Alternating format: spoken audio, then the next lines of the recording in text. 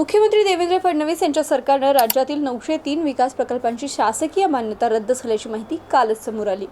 मृदू आणि जलसंवर्धन विभागाच्या माध्यमातून हा निर्णय जाहीर करण्यात आला। जे प्रकल्प रद्द करण्यात आले आहेत त्यामध्ये लघुपाट बंधारे योजना, कोअर पाझर बंधारे, पाझर तलाव, साठवण तलाव दुरुस्ती योजना अशा अनेक योजनांचा समावेश आहे। अशा योजनांची अंमलबजावणी मागील 3 वर्षांपासून रखडली होती। त्यातच आता योजना बंद करण्याचा निर्णय घेण्यात आलाय। मागील 3 वर्षांपासून रखडलेल्या प्रलंबित असलेल्या या योजना बंद करण्याचा निर्णय घेण्यात आलाय।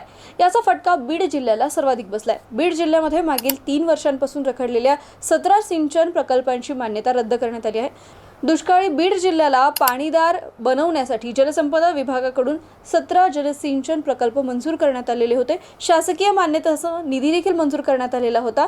3 वर्षांहूनही देखील प्रकल्पाचं काम सुरू झालेलं नव्हतं। त्यामुळे जलसंपदा विभागानं या प्रकल्पाची मान्यता रद्द केली आहे। दुष्काळी झळा सोसवणाऱ्या बीडला हा सगळ्यात मोठा फटका आहे।